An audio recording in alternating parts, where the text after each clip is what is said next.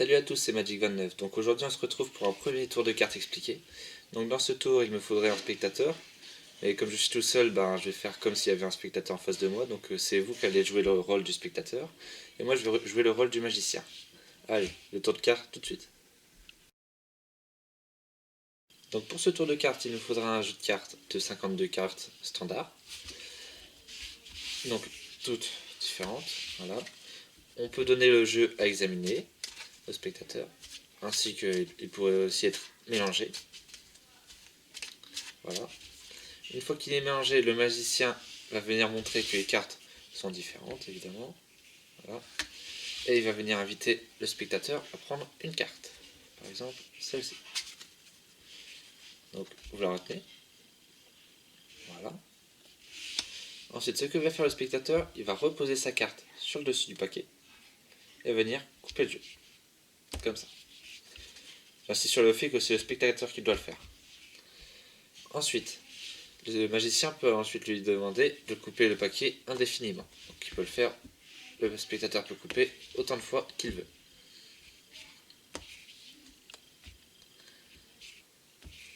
Voilà.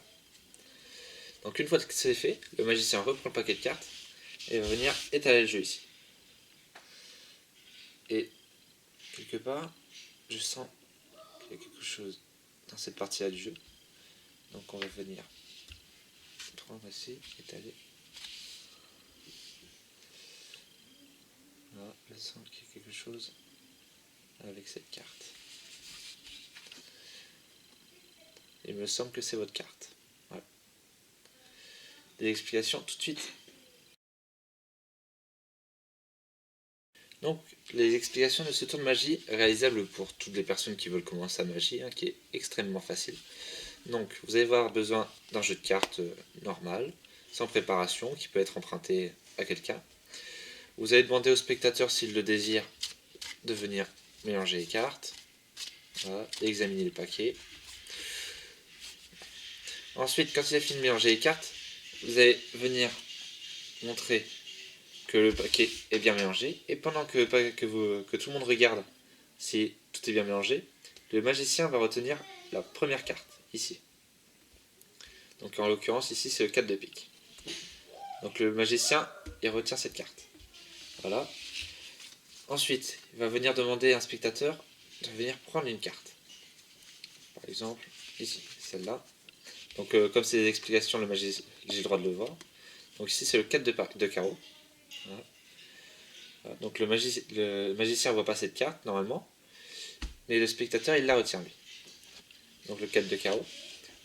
Ensuite, vous allez demander au spectateur de poser sa carte sur le jeu de cartes, voilà. Et ensuite de couper le jeu.